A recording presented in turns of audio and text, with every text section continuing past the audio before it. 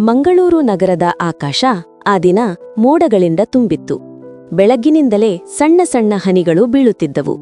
ಗಾಳಿ ತಂಪಾಗಿತ್ತು. ಮಳೆಯ ಸುವಾಸನೆ ಮಣ್ಣಿನೊಳಗಿಂದ ಹೊರಬಂದು ಮನಸ್ಸಿಗೆ ಒಂದು ವಿಚಿತ್ರ ಶಾಂತಿಯನ್ನು ಕೊಡುತ್ತಿತ್ತು. ಆ ದಿನ ನಿಖಿಲ್ ಮೊದಲ ಬಾರಿಗೆ ಹೊಸ ಕಾಫಿ ಶಾಪ್ಗೆ ಹೋದ. ಜೀವನದಲ್ಲಿ ಸ್ವಲ್ಪ ವಿರಾಮ ಬೇಕೆಂದು ಅವನು ಯೋಚಿಸಿದ್ದ.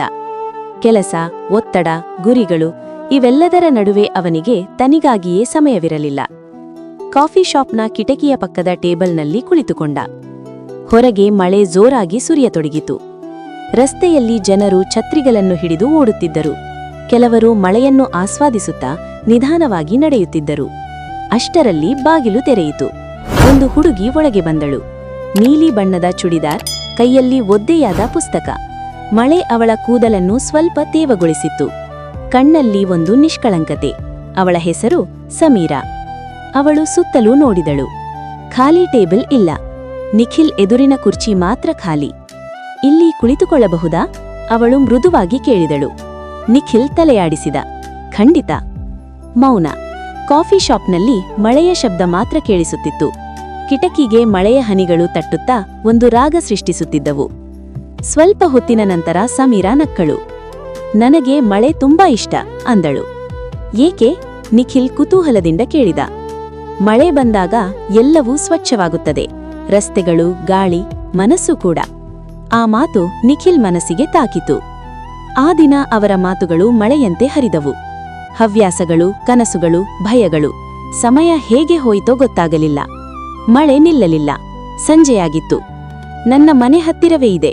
ಆದ್ರ ಈ ಮಳೆಯಲ್ಲಿ ಹೋಗೋದು ಕಷ್ಟ, ಸಮೀರಾ ನಗುತ್ತಾ ಹೇಳಿದಳು. ನಿಖಿಲ್ ಛತ್ರಿ ತೆಗೆದ. ನಾನು ಬಿಡುತ್ತೇನೆ. ರಸ್ತೆಯಲ್ಲಿ ಇಬ್ಬರು ಒಂದೇ ಛತ್ರಿಯಡಿ ನಡೆತೊಡಗಿದರು. ಗಾಳಿ ಜೋರಾಗಿತ್ತು. ಛತ್ರಿ ಸ್ವಲ್ಪ ಜಾರಿತು. ಇಬ್ಬರು ಇನ್ನಷ್ಟು ಹತ್ತಿರ ಬಂದರು. ಆ ಕ್ಷಣ ಅವರ ನಡುವೆ ಮಾತುಗಳ ಅಗತ್ಯವಿರಲಿಲ್ಲ. ಮಳೆಯ ಹನಿಗಳು ಅವರ ಕೈಗಳಿಗೆ ಬಿದ್ದವು. ಹೃದಯದ ಬಡಿತಗಳು ವೇಗವಾಗಿ ಕೇಳಿಸುತ್ತಿದ್ದವು. ಒಂದು ಸಣ್ಣ ಕೆರೆ ಹತ್ತಿರ ಸಮೀರಾ ನಿಂತಳು. ನೀನು ನಂಬುತ್ತೀಯಾ?